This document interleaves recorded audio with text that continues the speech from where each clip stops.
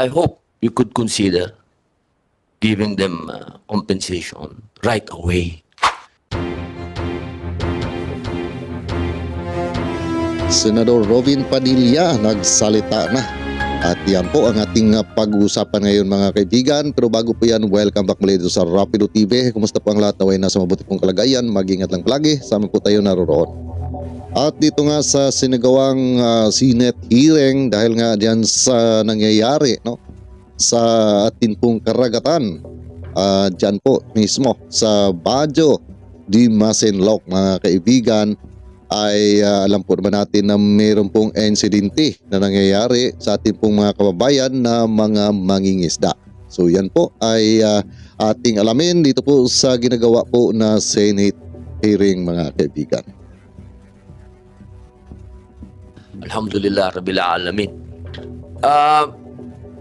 Ang akin lang pong gustong imungkahi sa ating mga taga-gobyerno at syempre dito sa ating mga bisita for humanitarian purposes po sana, if we could consider, because these are very poor fishermen and we are not talking about shipping lines, coalition shipping lines, we're talking about very poor, and we have a widow here. I hope you could consider giving them compensation right away. Sir, I will raise it to the senior most person through our principal, and we'll come back to it. For sure, we'll escalate it, sir. Kasi, thank you very much, sir. Ma'am, kanina kasi sa DOJ, parang ang dating kasi medyo nagulat ako. Masyado kayong legalistic. Hindi naman nila maiintindihan yun, yung UNCLOS natin, kung ano, ulitin natin yan, UNCLOS. Mismo ang kababayan natin, gulong-gulo na dyan eh. Hindi natin maipaliwanag kung ano yung sovereignty, ano ba yung sovereign rights. O, ngayon, sabi natin, sinasabi ng PCG, i-easy natin, tapos sasabihin nyo, wala naman tayong karapatan doon. Kaya ang gulo. Naguguluhan yung tao. Ang naiintindihan lang ng tao dito, namatayan sila. Nasaktan sila. Nasira yung kanilang... Kasi sasabihin natin kanina, may collision eh, nagkabanggaan eh. Hindi natin alam kung sino may... Hindi naman natin na kailangan pong... Ano, ako mismo, nakasubok akong maglayag. Nag-voyage ako dyan, experience. I went there 7 days in those seas. So alam ko pag gabi talaga, mahirap wala talagang makita.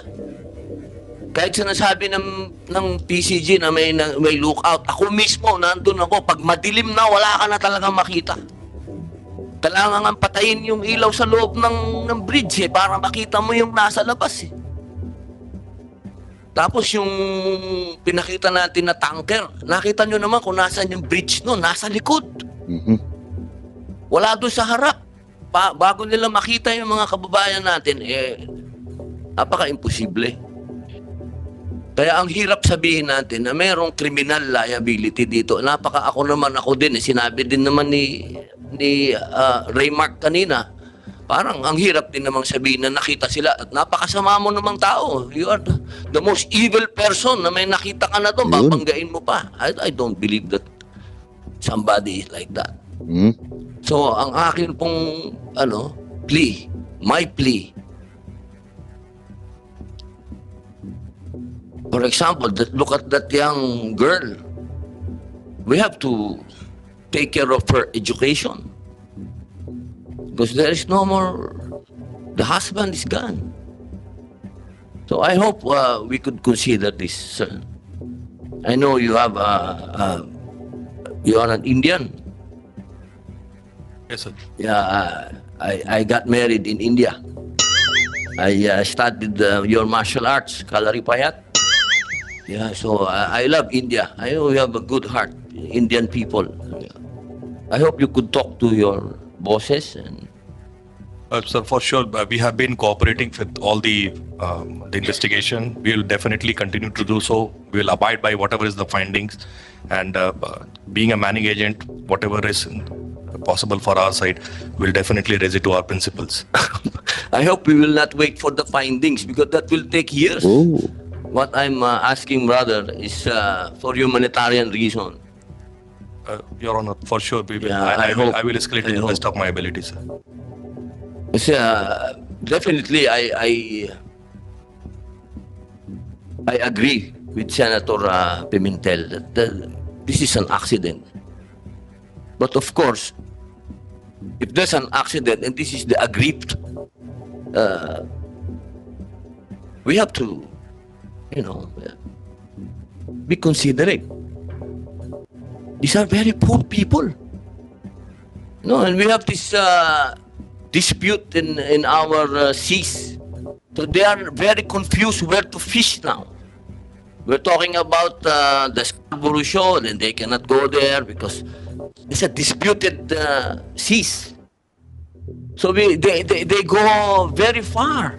So imagine 190 nautical miles. They don't know where to go anymore. That is the fact.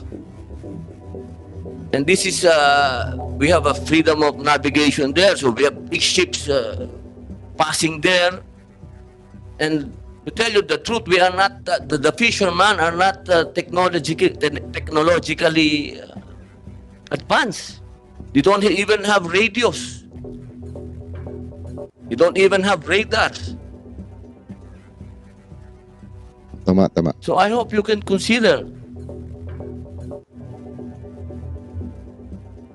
Sir, ano po tayo? Tulungan niyo po yung kababayan natin. Hindi naman puro, lagi na lang legal tayo. Lahat ng bagsakan natin, legal.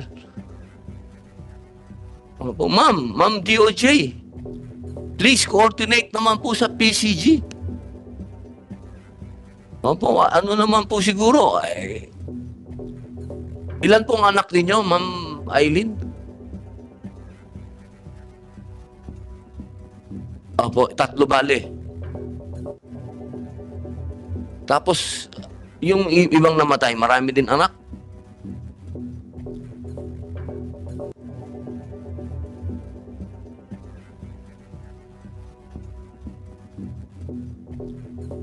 Oh, see, five kids. 3 kids, 5 kids. All babies. 3. 3. I hope you could consider. If we will wait for the court to decide, this will take years. Oh, tama po yan. The collision is about a big ship and a very obsolete fishing vessel. So I hope, Sir, Pilipino ka, boss. Masyado tayong kawawa dito. Masyado tayong kawawa. Sana naman ano naman ninyo. Kahit konting pagtingin nga, sabi nga sa salita natin, boss, konti lang. Parang pelikula. Hindi naman siguro malulugi ang kumpanya na yan para tustusan tong mga kababayan natin. Yun, tama po yan. Agree ako dyan. Siguro pag dumating na kayo sa kasuhan, iba naman na yon, di ba? Siguro government to government na yon, hindi naman na siguro sila yon. Pero pagdating sa kanila, medyo ano naman tayo, boss. Oh. Sir, Pilipino ka naman. Bolivar pa naman ang apelyido mo. Napaka magaling na tao ni Bolivar, boss. Ha? Revolutionary yun. Talagang lumaban para sa mga katutubo, mga mahihirap na tao. Yun lang po. Maraming salamat po, Mr. Chairman.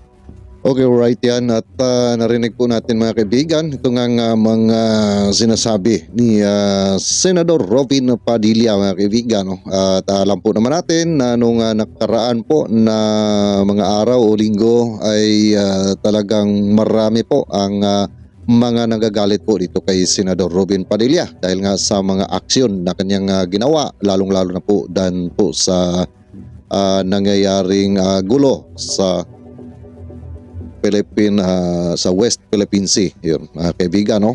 At yun nga, no, ay marami talaga ang nagalit sa kanya at mayroong mga nagsisisi kung bakit po siya binuto bilang senador. At doon po sa pangyayari yun ay siyempre hindi po natin yan maiwasan na talagang mga kababayan natin ay magagalit sa ganun pong aksyon na parabang doon po siya kumampi, no, sa mga China, di ba? Pero dito po mga kaibigan, no, iba po ang aksyon ni Senador Robin Padilla dito. At sa aksyon po niyang ito, ako po mga kaibigan ay nasa side po niya sa ngayon sa kanya pong ginawa dito dahil ay yung kanya pong pagmamahal sa ating mga kababayan na naging biktima nga doon po sa bangga, no, na nangyayari dyan po sa Bajo di Masinloc, mga kaibigan, na yung ating mga kababayang mangingisda ay binangga nga ng isang malaking barko at mayroon ngang tatlo na binawian po ng buhay. So ito po ang pinaglaban ngayon ni Senador Robin Padilla dahil hindi naman din po natin masabi na sinasadya po ang nasabi pong pagbangga dahil nga ay sa sinabi nga ni Senador Robin Padilla ay totoo po yan mga kaibigan, kahit na sino po siguro dito na nakasakay na po ng barko at pagkagabi talaga dyan po, no, sa gitna po, no, ng dagat ay talagang madilim po mga kaibigan at halos wala ka pong makita. At baka itong ating mga mangingisda ay hindi talaga nakita nito pong barko na nakadasmag po o nakabunggo, no, sa kanila mga kaibigan. So talagang masabi po natin mga kaibigan, no, na hindi rin natin sila masabi na sinasadya ito. Kaya ay iniimbestigahan po ito mga kaibigan at siyempre ang gagawin po na investigasyon na yan, lalong-lalo na po ay ito, malaking kumpanya din po ito. So matagalan po yan. Kaya ang ninais ni Senador Robin Padilla na habang ito pong investigasyon na gagawin ay hindi pa nga tapos, sana po ay matulungan naman itong mga kababayan natin na yung kanilang mga asawa ay naging napatay po sa nangyari po, no, na disgrasya. Kaya ay humingi po siya na sana ito rin pong shipping company ay magbigay din po ng tulong o ayuda dito po sa mga naiwang pamilya, lalong-lalo na mayroon pong mga anak na naiwan na nag-aaral. So paano na po ang kanilang pag-aaral kung wala na po ang kanilang ama? So talagang mahirap po yan mga kaibigan, di ba? Kaya ang pakiusap po ni Senador Robin Padilla para sa akin po ay maganda po yan mga kaibigan, no? Galing po sa puso ang pakiusap ni Senador Robin Padilla at ito po ay para na rin po sa ating mga kababayan na naging biglaan pong pagkawala dahil nga sa hindi inaasahang aksidente na nangyayari dyan po sa karagatan sa ating pong bansa mga kaibigan na talagang kumitil ng tatlong buhay mga kaibigan, no? So dito po si Senador Robin Padilla ay siya po ay nakikiusap na sana po ay bigyan din po ng suporta ng shipping company itong mga naiwan pong pamilya. So para sa akin mga kaibigan, no, ang masasabi ko lang po dito, which is ay maganda po itong ginawa ni Senador Robin Padilla at kung ganito po palagi ang kanyang mga gagawing aksyon na yung pong kanyang simpatya, no, sa atin pong mga kababayan ay siguro yung pong nangyayari na nagalit nga itong ating mga kababayan sa kanya ay baka mahipo at maibsan po, no, ang galit na naramdaman ng ating mga kababayan doon po sa kanyang action sa pangyayari po nung hinahabol nga, no, ang ating pong resupply, mga barkong nagsusupply po, no, ng barko ng China. At doon nga sa pagalitaw ng isang eroplano ng Amerika, doon po siya pumalag, no, na sabi nga niya ay nagpo-provoke daw tayo ng gulo, pero siguro medyo misunderstanding o ano po ang nasa kanya talagang puso, mga kaibigan, at sabi ng karamihan na parang pumabor po siya sa China. So hindi po nga natin pwede na mapagsabihan ng ating mga kababayan kung yun po ang kanila pong paniniwala, dahil ay alam po naman natin na lahat po tayo meron pong sarili-sarili po na opinyon at pananaw sa mga nangyayari na atin pong mga napanood. At para dito po, mga kaibigan, para sa akin po ay maganda po itong ginawa ni Senador Robin Padilla para po sa mga naiwan po ng mga naging biktima doon po sa nasabing insidente. So ano po inyong mga public opinion dito? Komento, pakikomento lang po sa ating comment section, mga kaibigan. At babasahin ko po ang lahat na iyan. Kung hindi ko man po marireplyan ay akin po yung pinupusuan o nilalike ang inyo pong mga komento. At ako po muli ay magpapasalamat sa inyong patuloy na pagsuporta, pagsubaybay sa aking mga ginagawa po na mga reaction video at mga news update yan, no. Maraming salamat po. At sa ating mga kababayan, Luzon, Visayas at Mindanao, ayan, at sa ating mga ka-OFW, mag-iingat lang po tayo palagi kung saan man po tayo naroon, lalong-lalo na po ating mga kababayan dyan na mga OFW sa bansang Israel, dahil alam po natin na sa ngayon ay hindi pa po humuhupa ang gulo na nangyayari po dyan. At sa nabalita nga, mayroon na pong 3 Pilipino raw ang kumpirmado na nasawi sa nasabi pong war dyan sa Israel. So mag-iingat lang po tayo, mga kaibigan, no? So hanggang dito lang po muna tayo at see you po sa next video ko. God bless all of us. Palagi lang po mag-iingat. Saan po tayo naroon.